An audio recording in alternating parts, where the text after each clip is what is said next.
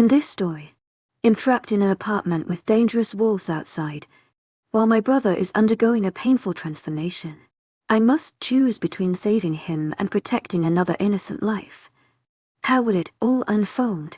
Chapter 40. I can't let you go. I stared for a moment at the red door, half expecting Samuel to come back and take me with him. I refused to believe that Chidi actually left me alone, or that he didn't so much as think twice about leaving me behind. Much to my surprise and distaste, the thought stung.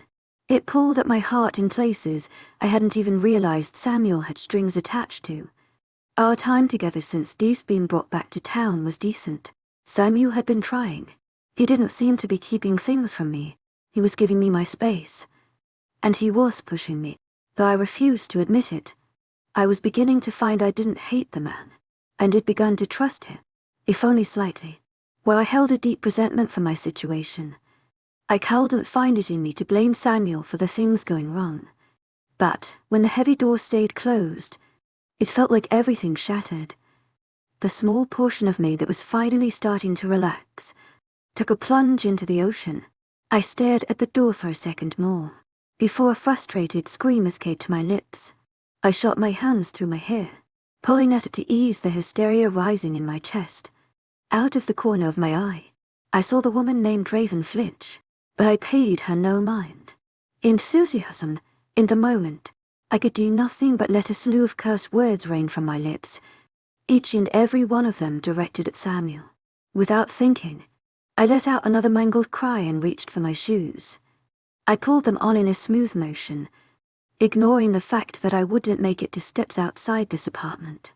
I was naive enough to believe Samuel left someone with me for the company. However, I was going to do everything in my power to get out of here and get to my brother.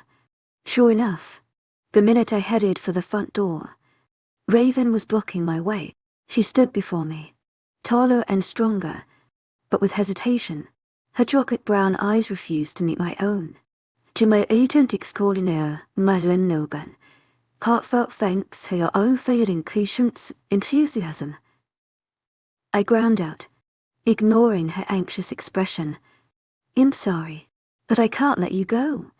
Her voice was soft, but it held an unwavering conviction. As she spoke, she pushed her black, wavy hair behind her ears, pinching my nose. Look, I don't know if you understand, but my brother is going to be killed if I don't leave this apartment. Her stunt, the minute it did, I darted around her.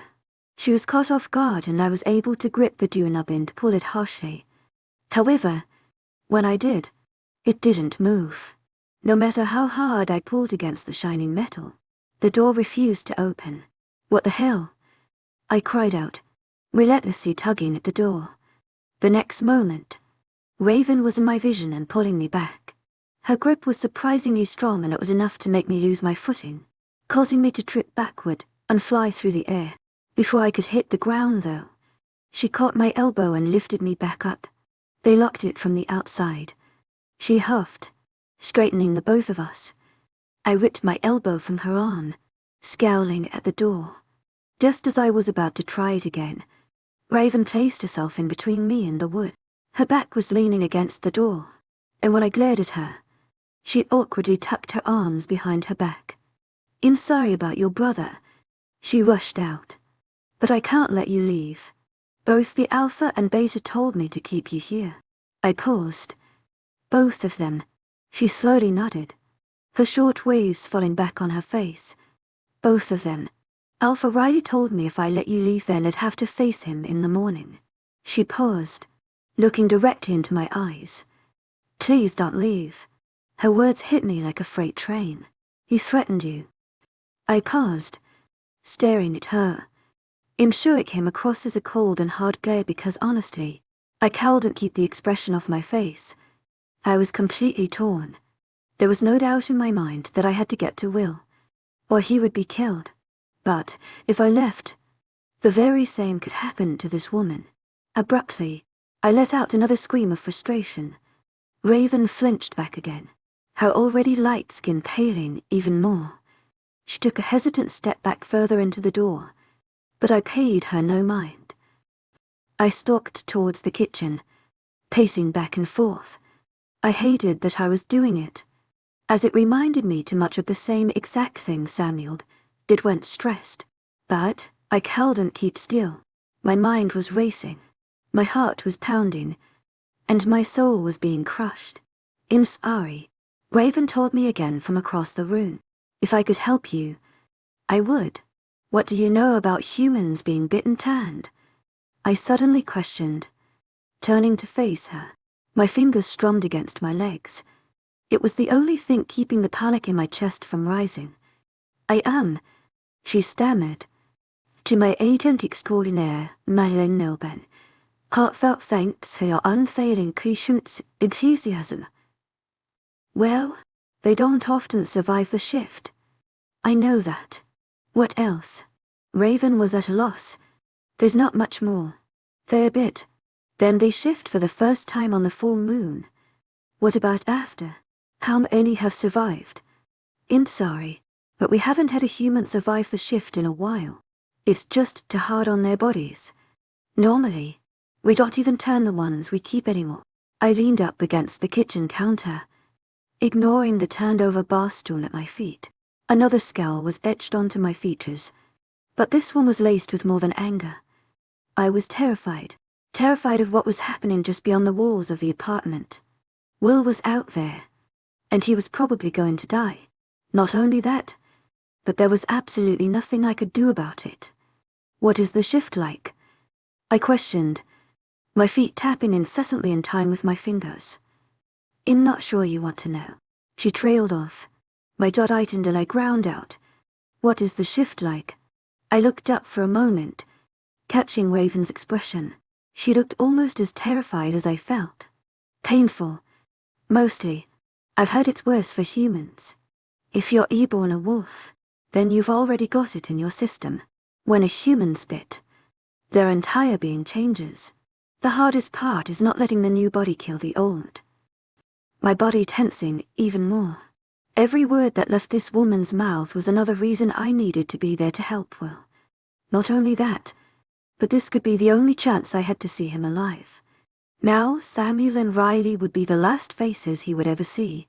Silence fell between us for a short minute, and the entire time Raven stood in front of the door, unmoving. I refused to look at her, but I knew she was doing nothing but studying me. The air was tense, and I knew if I opened my mouth I would be screaming. The reality of the situation was hitting me, and it was all I could do to stay calm. On the one hand, I could attempt to get around Raven. There were multiple things I could do. I was already in the kitchen, and I knew where we housed the knives. It wouldn't be easy, but I could do it. I was sure of it, and it to see Will, even if it was for the last time. But on the other hand, if I managed to escape, Raven would probably be dead in the morning. Riley didn't keep light on his threats. Every word he spoke of them was completely true. If I fought against this woman, it'd be sealing her fate. Raven let out a small and shaky breath, her timid voice cutting into my inner turmoil. "Is that what's happening to your brother?" Confusion swam through my mind and leaked into my scowl. "Did they not tell you?" She shook her head. "No, but you still came here." "To my agent extraordinaire, webnovel. Heartfelt thanks for your unfailing patience, enthusiasm." I stared at her blankly, while she raised her eyebrow, eyeing me with uncertainty. When one of the leaders of the pack asks you to do something, you do it. I rolled my eyes and attempted to hold back a cough. I was too successful. "This is ridiculous." I glowered, once again torn. I lifted myself up onto the counter, pushing aside a broken glass. The movement burned my side, but as usual, I ignored it. I tucked my legs into my chest, holding myself together as tightly as I could manage. I was tempted to rock back and forth, but I didn't want to appear on the verge of a breakdown. Not when I had no idea who Raven was. Not when I didn't know if I was going to try and get around her. Raven watched me, her shoulders slumping. However, instead of responding, she slowly moved away from her position where she was guarding the door. When I didn't move towards it, She let out a long breath and headed to the living room. To my agent extraordinaire,丨Love, heartfelt thanks for your unfailing patience, enthusiasm. She began turning furniture, right side up, attempting to erase the evidence of Samuel's tantrum. Her brown eyes darted to me every few seconds though, never letting me out of her sight for too long. I watched her for a few moments, calming my erratic heartbeat. You know, I eventually ground out, begrudgingly, "You don't have to do that. Samuel can pick up his own mess." She shrugged. "The beta has better things to do." Right. It wasn't easy to keep the venom out of my voice. Raven paused, turning to face me, casting her eyes to the ground. "If you're sorry, then you do let me leave." "You can't leave." "I can't even leave. Not until one of them returns." I shook my head in disgust. "Why is it that you people do everything they say? Can't you think for yourselves?" She hung her head, twisting the black shirt she wore. Her voice was small and practically non-existent. I watched Raven for a moment, trying desperately to hate her. She was the thing keeping me from leaving. She was the reason I wasn't with Will right now. She was a werewolf. If I could just find a way to get around her, then it'd be free. But I also knew that wasn't the entire truth. That was just what I was telling myself to justify potentially getting her killed. In reality, the only reason she was here was that a selfish and tyrannous alpha ordered her to babysit me. Not only that, but he threatened her life if she couldn't keep me here. "No," I eventually sighed, burying my head in my knees. "This isn't your fault." Raven didn't respond, but after a moment I looked up to find her straightening the living room. Once more, I watched as she tried putting furniture where it belonged, but she clearly had no idea where anything was supposed to go. Holding back a groan, I hopped off the counter and made my way over to her. She started to get between me and the door once more, but I shook my head and half-heartedly pointed to the spot where the couch belonged. She immediately understood and quickly moved the heavy piece of furniture in that direction. When I tried to help her move it, she refused. "I'm sorry, but the beta told me not to let you strain yourself." She huffed, easily maneuvering the three-person couch. "I don't need help." To my agent extraordinaire,丨Love, heartfelt thanks for your unfailing patience, enthusiasm. We continued in silence for the next few minutes. Raven would direct the furniture where I pointed, and I would pick up the pillows and any broken objects. I was amazed at the damage Samuel had managed to do, and I was slowly realizing how really upset he was. He ceased throwing things around when he saw me, but I knew he still wanted to. This brought my thoughts back to the hurt that flashed through his face where he told me Riley had kept Will's but a secret. It tugged lightly at my heart, but as soon as the sympathy came, I pushed it away, reminding myself that HED left me and the apartment while my only brother was dying. It took almost an hour to successfully clean up the trash department, and when we were done, my hand flinched to my pocket. The small phone rested there, and I wanted desperately to pull it out and see if Samuel had contacted me. The entire time I helped Raven clean, I couldn't stop thinking about what was happening beyond this apartment. I hadn't made the conscious decision to stay, and every few seconds my eyes would glance at it or window, but it'd meet Raven's eyes each time I did, and I knew I wouldn't be able to leave. If I left, who knew what would happen to the timid woman before me? When I thought about it, I was sure that's the reason Riley and Samuel wanted her here in the first place. Samuel may have been thinking about not letting me out, but Riley had probably figured out I wouldn't risk someone's life for my own gain. That was his specialty. "Are you tired?" Raven eventually asked, hesitantly sitting down on the cream couch.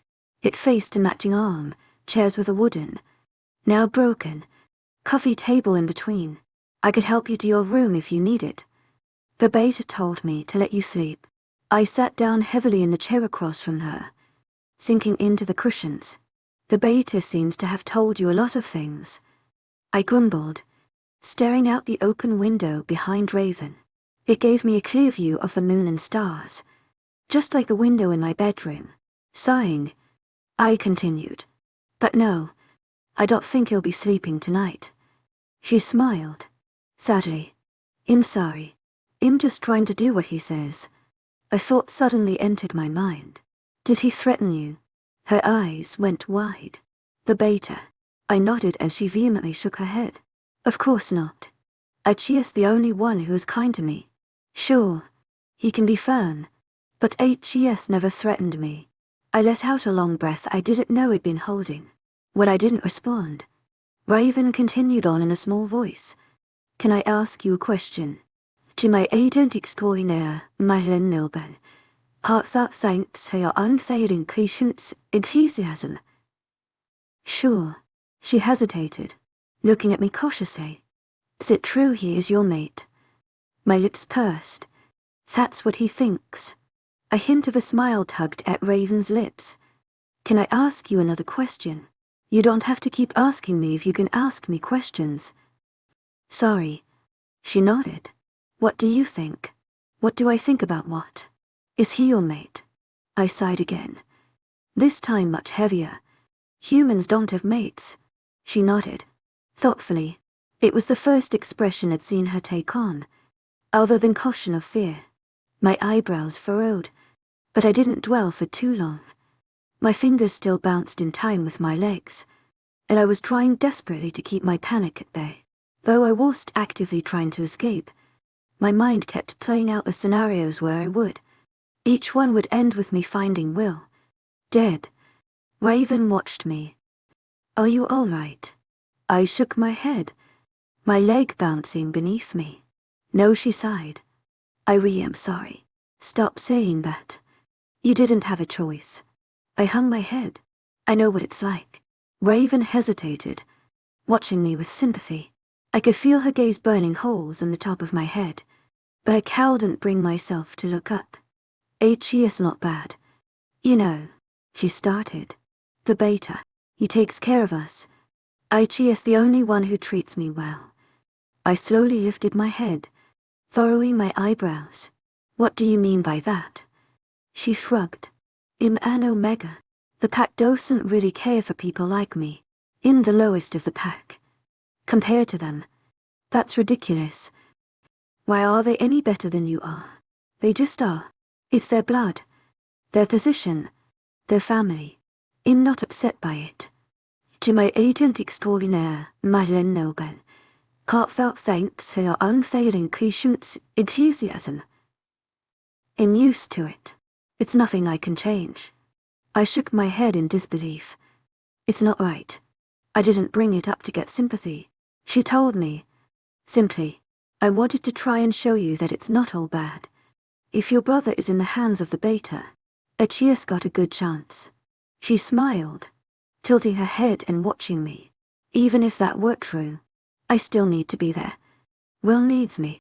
She tilted her head the other direction, leaning further into the couch. The beta's right though. It's not safe. Her words, much like Samuel's, went in one ear and out the other. Will wouldn't hurt me. Raven opened her mouth to respond, but both of our attention was pulled away from an echo of a noise outside the open window. I whipped my gaze towards it, just in time to hear another, much louder, mangled scream. Though it was distant and unintelligible, I knew what it was the moment I heard it. Will's screams.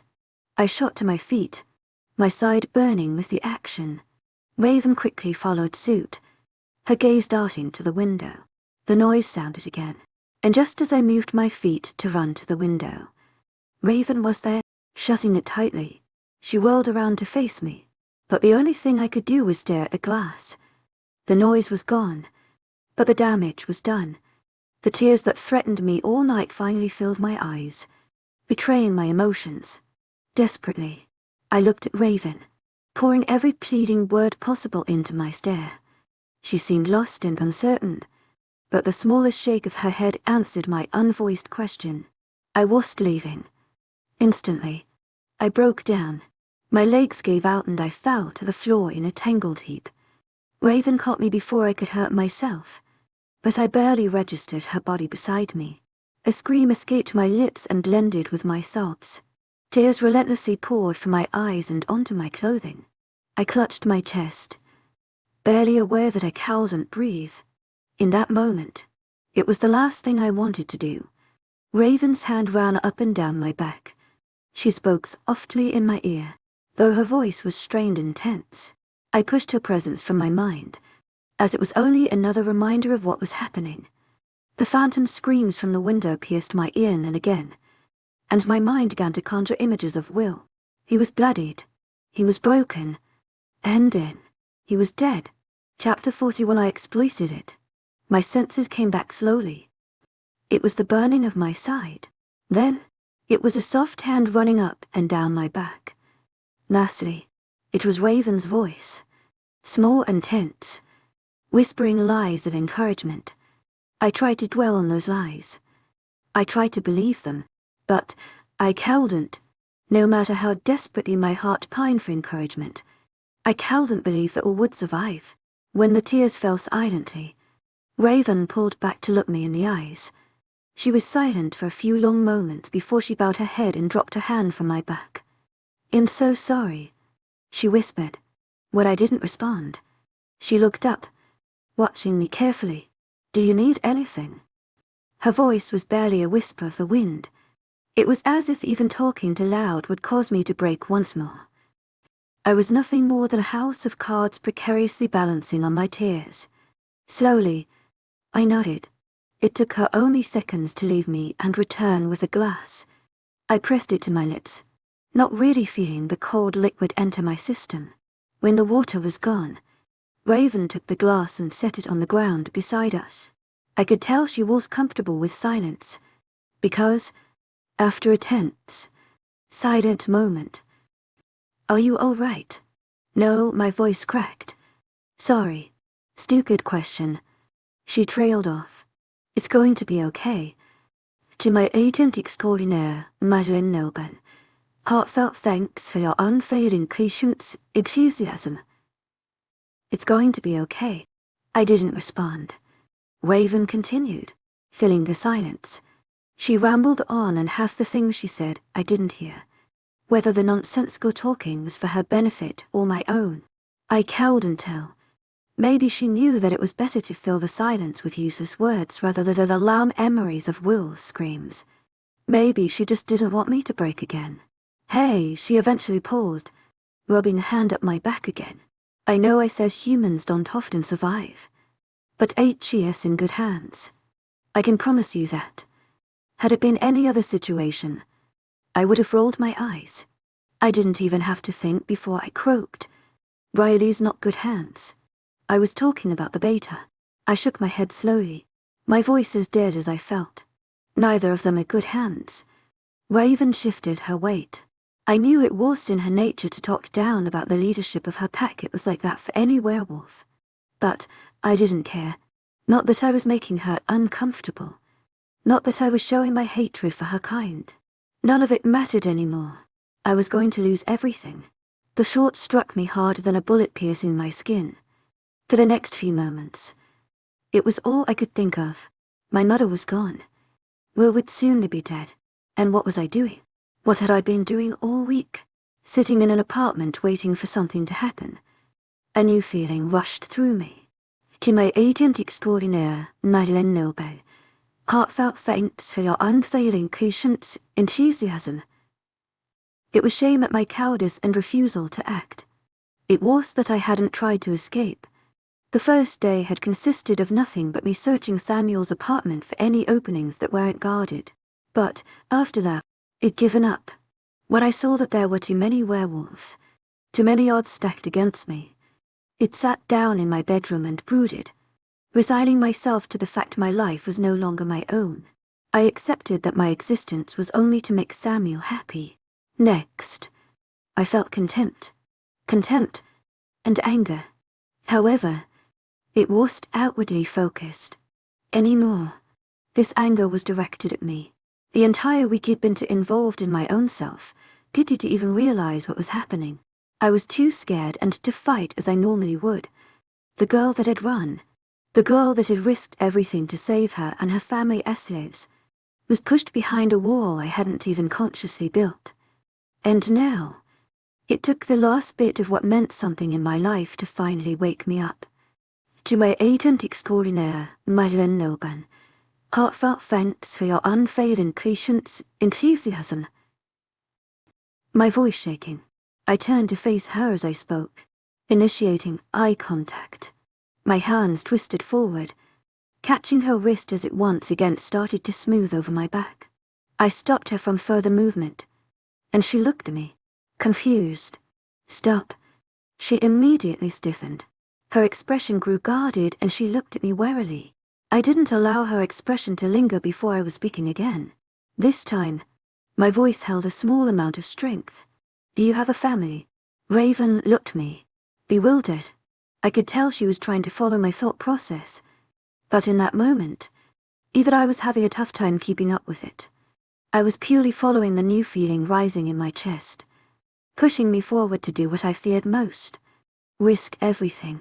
Yes, Raven eventually whispered, uncertainty tainting her soothing tone.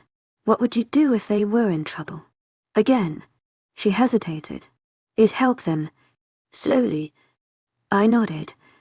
To my agent extraordinaire, webnovel, heartfelt thanks for your unfailing patience, enthusiasm.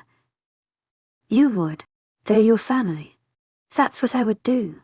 She leaned away from me, her wavy hair falling on her face.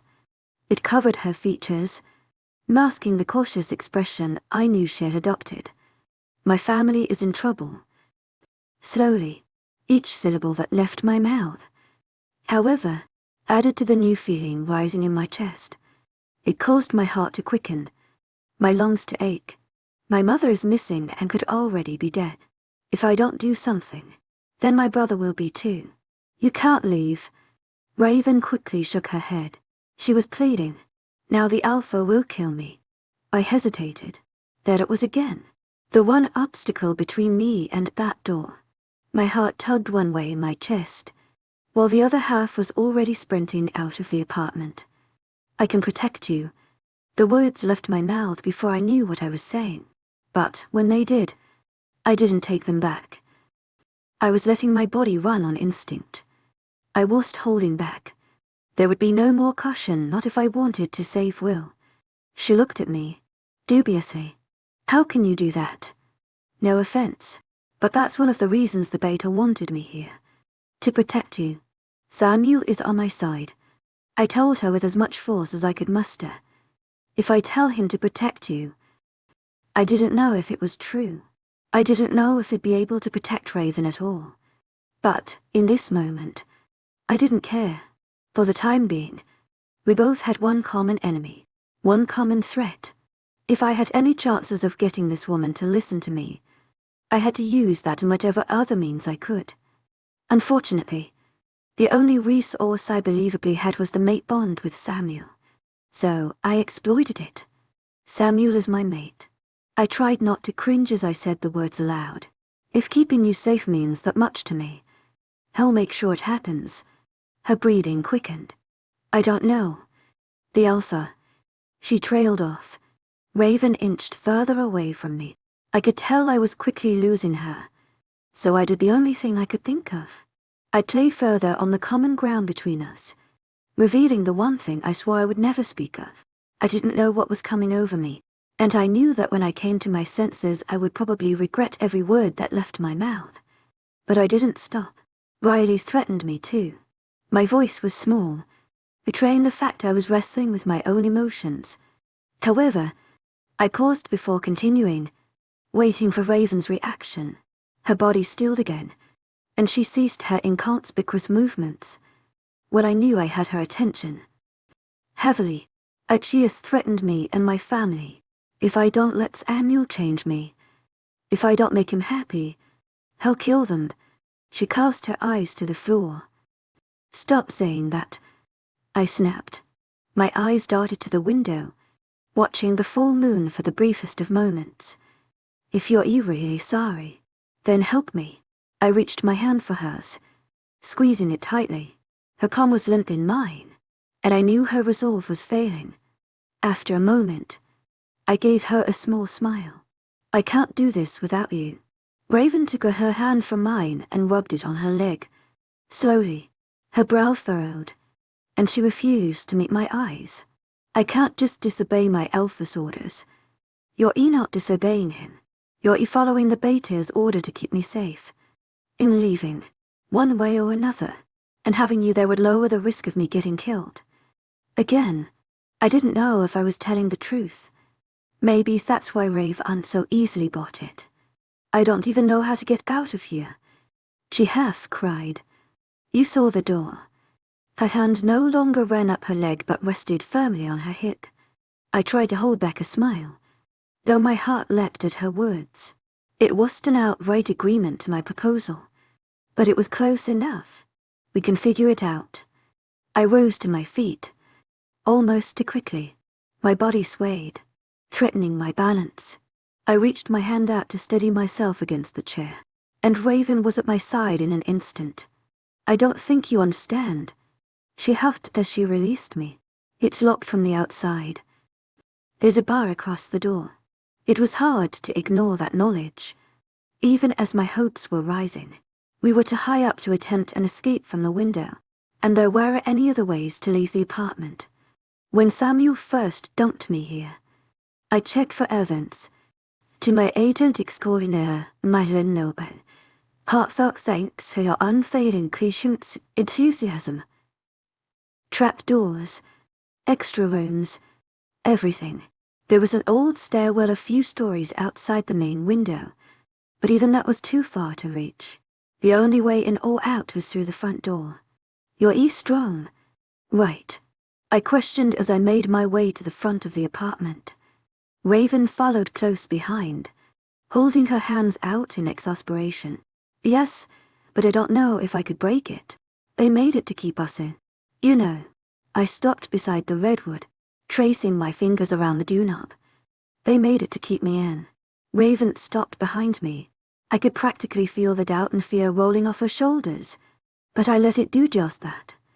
It rolled off of her and melted into the ground, unable to break through my newfound determination to get us both killed. The beta's not going to like it if I break his door.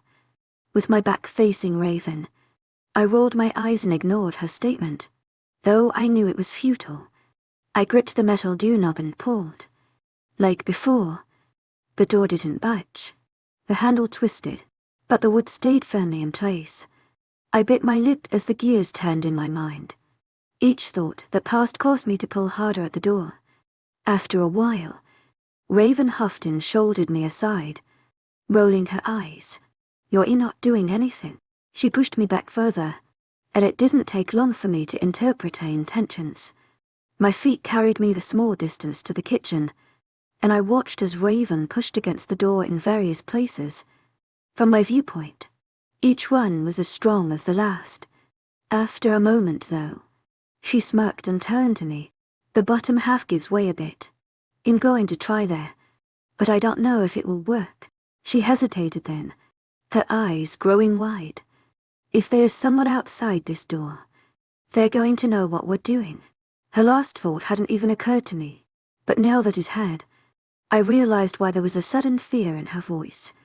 If Riley or Samuel placed someone outside this apartment to guard me, we were both dead before we even left.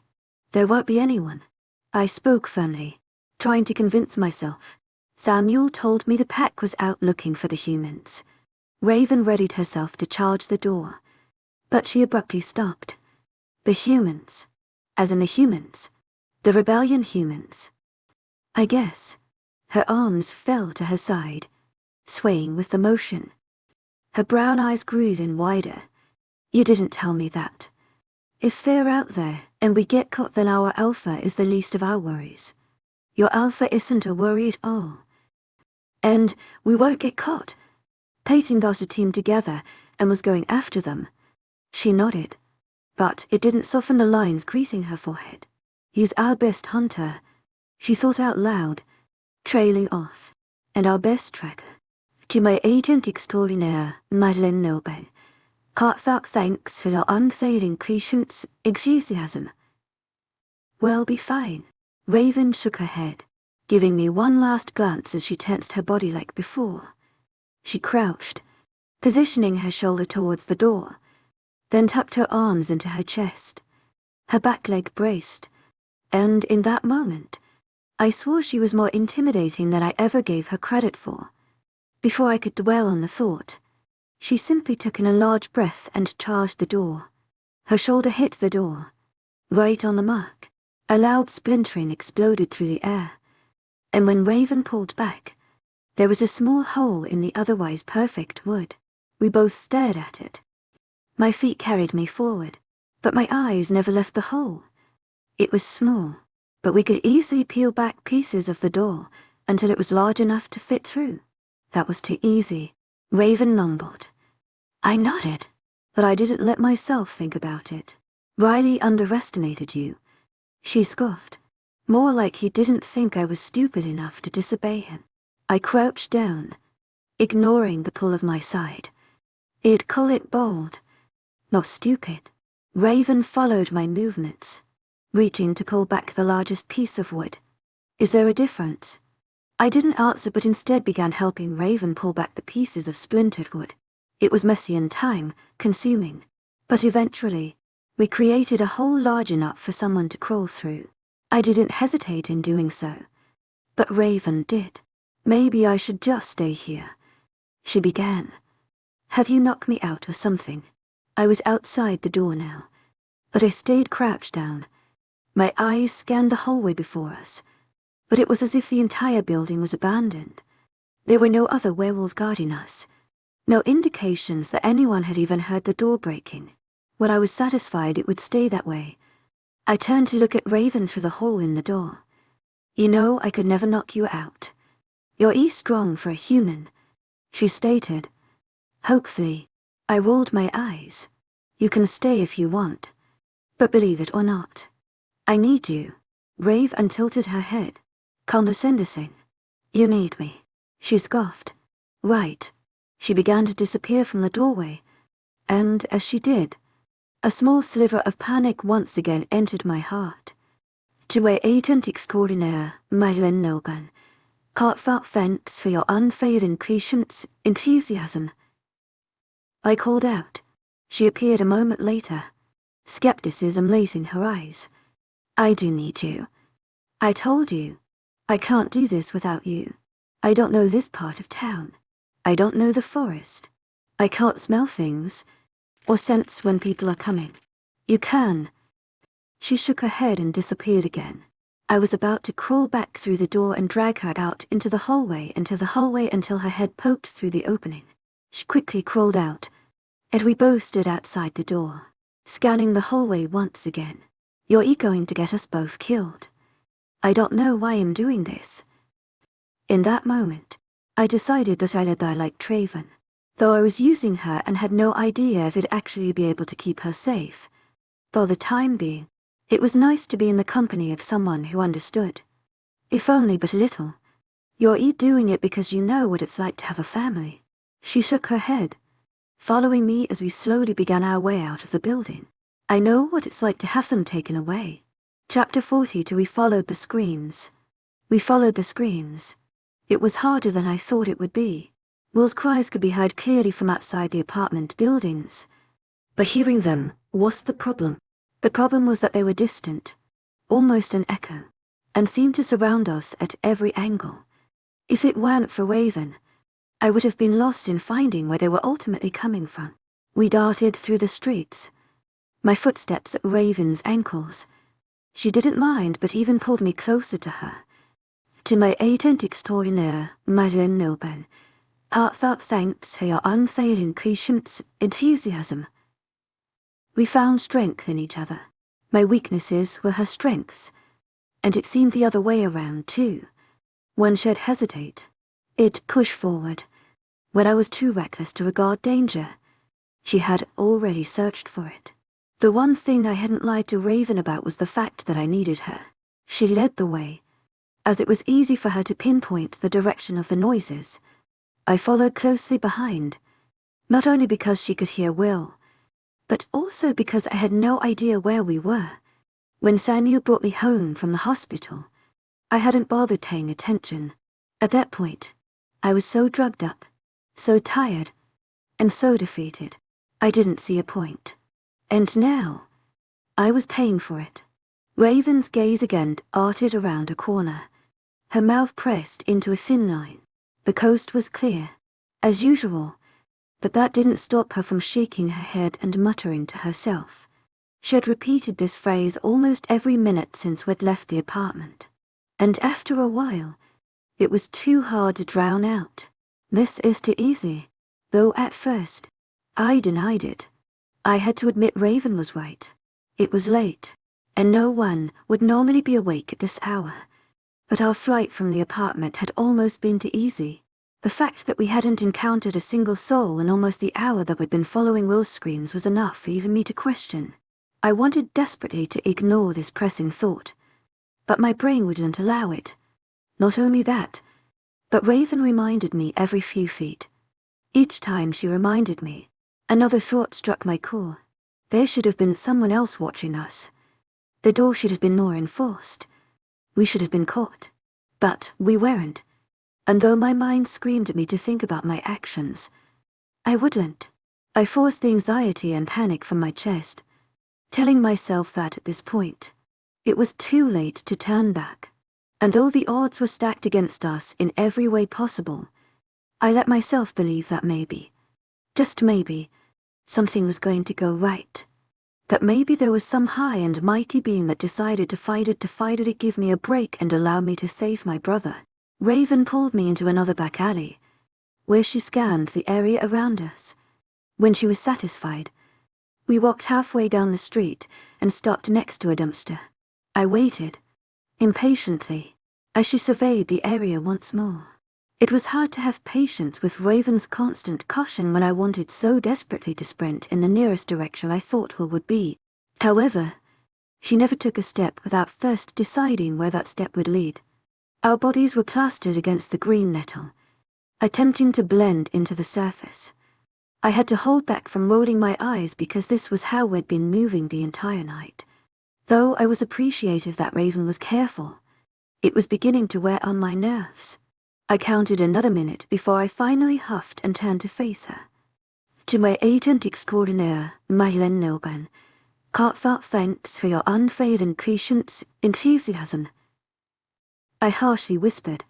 She whipped her gaze to mine, the streetlight from the end of the corner illuminating her wary expression. We're never going to make it at this rate. She started to speak, but abruptly shut her mouth. Her gaze turned back to the street, but not before she pressed her fingers harshly against my lips. I watched the spot she was looking, but when nothing appeared, I rolled my eyes and pried her hand away from my mouth. What are you even? Her gaze whipped back to mine, and for a moment, I saw something glinting in her eyes, something more than caution of an empty threat. It silenced me immediately, just in time for me to hear the soft murmur of voices coming from the end of the street. My eyes widened, and my breath hitched in my throat. It was barely there, but once I heard it, there was no denying the sound. There were two voices. They were speaking in low, rushed, and undiscernible tones. Raven's hand on my mouth fell as soon as she knew I saw what she had heard. For a few, long, agonizing minutes, the two of us didn't move. We stayed rooted in place, eyes trained on the spot the voices were coming from. They weren't in our line of vision yet, but we knew they would be, soon enough. Two figures eventually emerged around the corner. They hesitated in the opening of the alleyway, one of them glancing around, tiredly. The yellow light of the street lamp sent dangerous shadows across their bodies, and it made it impossible for us to tell who these people were. However, I could see one thing.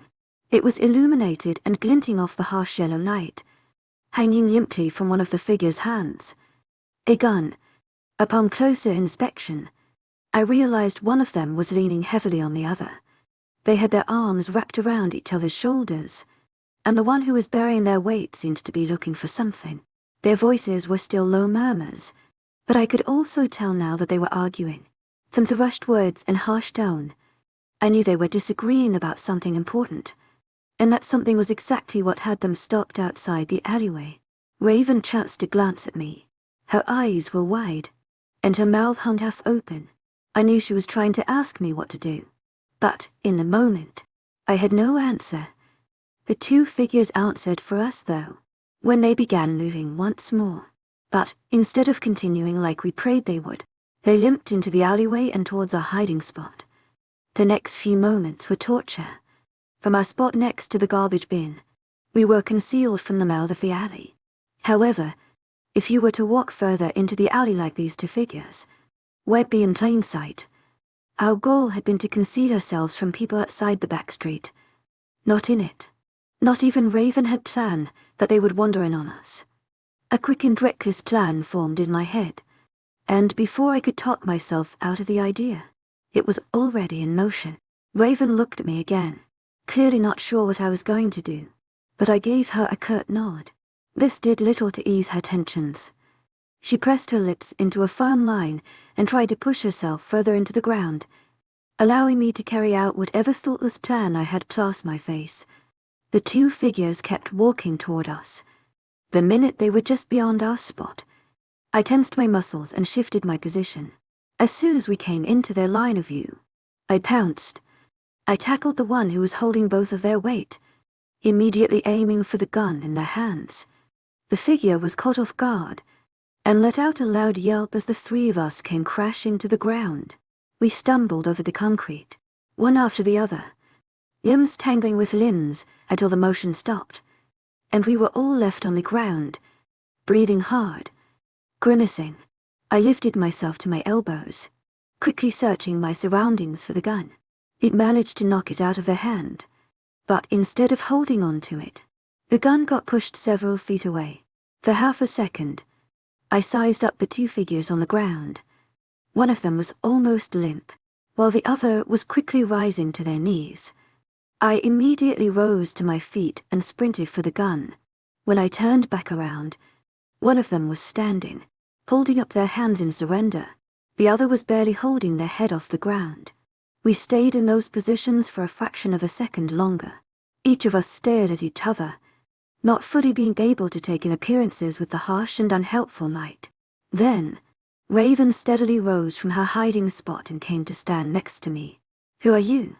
I demanded, as soon as she came to my side. The figure stilled. "Samantha."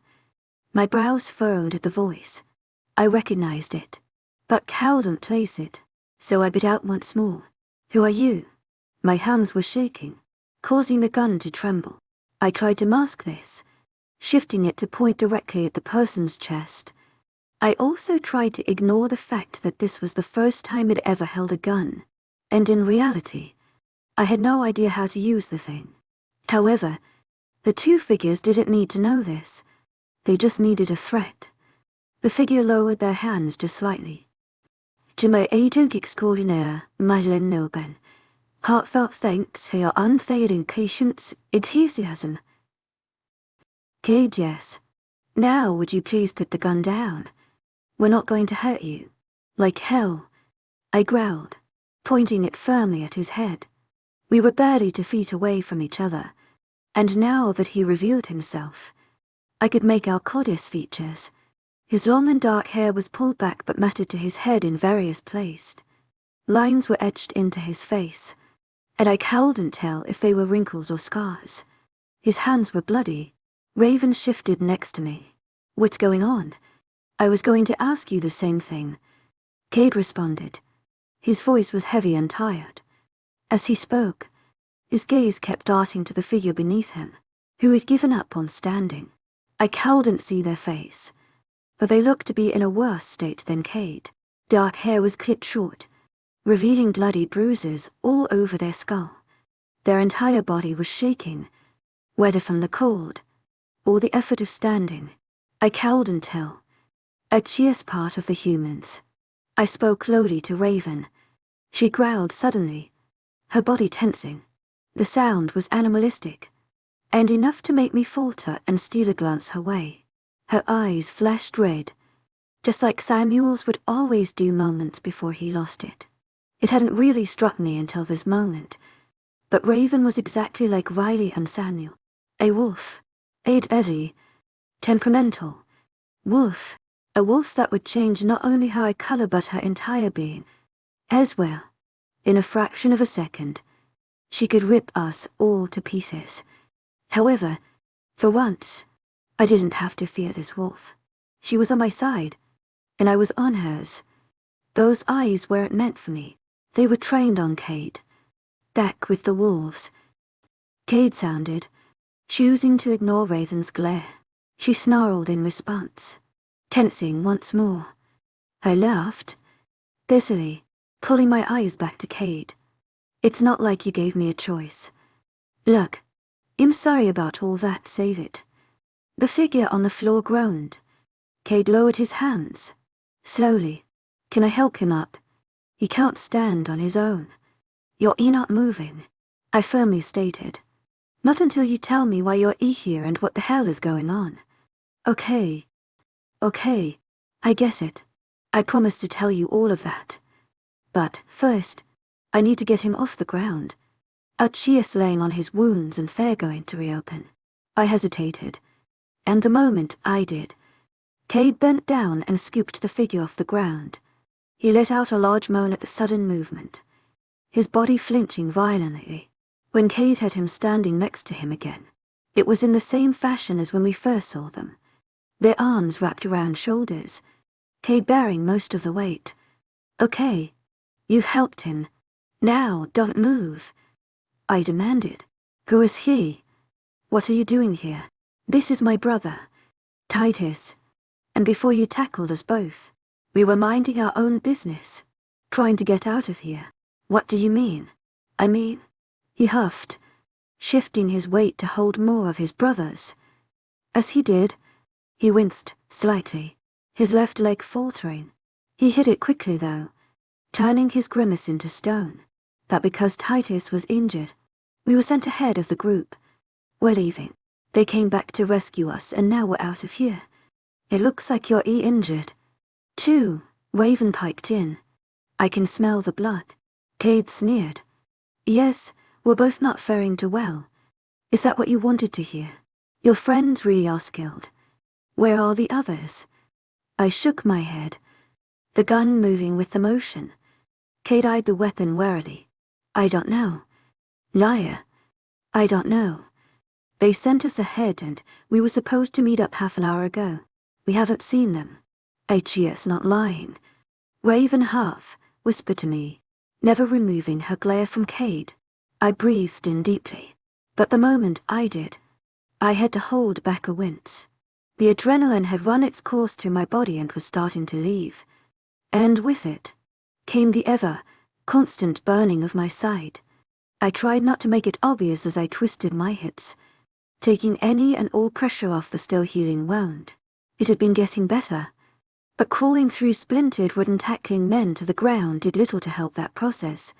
Once again, I eyed Cade and his brother, distracting myself. Raven's words rang through my mind, and I knew she was right. He wasn't lying. They were both in bad shape. Titus's head was now lying limply against his chest, and he made no sound apart from heavy breathing. Cade was breathing heavily, as well, and sweat was starting to form on his forehead. His face was paler than I remembered it, and it looked as if he was ready to pass out. How did you get away? I broke the momentary silence. Maria and what was left of them came back for us. I thought Riley and Peyton killed them all. Cade grimaced. They did. Most of them. The few that weren't captured got away. Where did you leave the others? Samantha, he pleaded. Where did you leave the others? I repeated, more forcefully, Ray aiming the gun for good measure. We were being followed, in the woods next to the beach. Maria sent us ahead and told us they'd let a false trail. She told us to meet up at the edge of town half an hour ago. What happened? Cade hung his head, much like his brothers. I don't know. I just heard screaming. I panicked and brought us here. We wouldn't make it in the woods. Alone. Screaming. Suddenly, I remembered the whole reason we were out here. I quickly turned to Raven. We have to go. She nodded but glanced warily at Cade and his unconscious brother. What do we do with them? I turned my attention back to Cade. He was watching us, cautiously, and I didn't fail to notice how his body was half turned away from the gun. Scenarios flew through my mind, each one of them involving me shooting Cade and washing my hands of him. Once and for all, if he was betraying me again, killing him would be the best option to ensure we weren't followed or taken. I shifted my thoughts, the more sensible part of my brain trying to take over. It didn't look like either of them could do much harm. One was unconscious, and the other looked like he wanted to be. More scenarios flew through my mind, these ones consisting of me letting Cade and his brother go free. Nothing sat right. "What are you doing out here?" Cade questioned, his voice testing. "That's none of your business." The movement took more effort than it should have. "Maybe we could help you." "Right. Like the time you helped me escape town just to be hunted down. Like the time you got me shot. Like the time you literally threw me to the wolves." I was almost screaming my words at this point, putting all my pain and frustration into Cade. Raven immediately shushed me, putting her hand on my back. I shoved it off, and stood before Cade at full height. Raven glanced around nervously, listening for any signs that someone else had heard me. Cade pleaded with me. "I told you I was sorry. I didn't have a choice. I helped you leave though. Remember, I cut those ropes. I gave you a chance. It's not my fault if you got caught." I closed my eyes, desperately trying to regain my composure. If I opened my mouth again, I would lose it. I kept telling myself this was why I was here, but I was wasting time, that Cade was simply not worth my words. HD betrayed me, played me, and practically signed my death warrant. There should be nothing stopping me from pulling the trigger and ending him. But I couldn't. To my agent extraordinaire, webnovel, heartfelt thanks for your unfailing patience, enthusiasm. I couldn't, not because I didn't want to, but because I had somewhere else my efforts were needed. Someone else deserved these bullets. I turned again to Raven. "We have to leave. Where do we need to go?" She turned to the mouth of the alleyway, tilting her head to the side. As she did so, Cade grimaced. "There's wolves out tonight. You know, not the kind you're used to. It's why Dharma came tonight. In first place." "What?" I demanded, eyes going wide. "There's wolves without control out tonight. Dharma knew most of them would be focused on that, not the prisoners. It's the only reason we got out." How the hell did she know that? He looked at me, warily. "I don't know. And I'm not lying." I asked her, and she just told me someone tipped her off. One of the old insiders. I'm guessing. You know, he looked like he wanted to move his hands, but they were still supporting Titus. One of the people she has on the inside of town. One of the people who would have helped you leave town. I furrowed my eyebrows, mumbling to myself. That doesn't make any sense. Why would they know? I trailed off, searching the silence for my answer. Cade was watching me the entire time, trying to understand my incoherent mumbles. "I've got it." Raven suddenly spoke. "We need to go before I lose it." Again, I nodded, bringing myself back to the moment. Once more, I glared at Cade, adjusting the gun. He kept his eyes on the shining metal, his expression paling further. He looked terrified, and I took pleasure in that fact. "How many bullets does this thing have?" "It's fully loaded." He spoke slowly. "It's the last one we have. The others got taken when the wolves killed everyone. Look, if you're going to kill me, I'm not wasting these on you." I cut him off. Cade relaxed almost immediately. "But," I emphasized, "if you so much as cross my thoughts again, I will kill you." Without hesitation, he raised his eyebrows and nodded. Slowly. "I wouldn't dream of it. To my agent extraordinaire, webnovel, heartfelt thanks for your unfailing patience, enthusiasm." I turned to her. She looked at me, almost as scared as Cade. "Knock them out.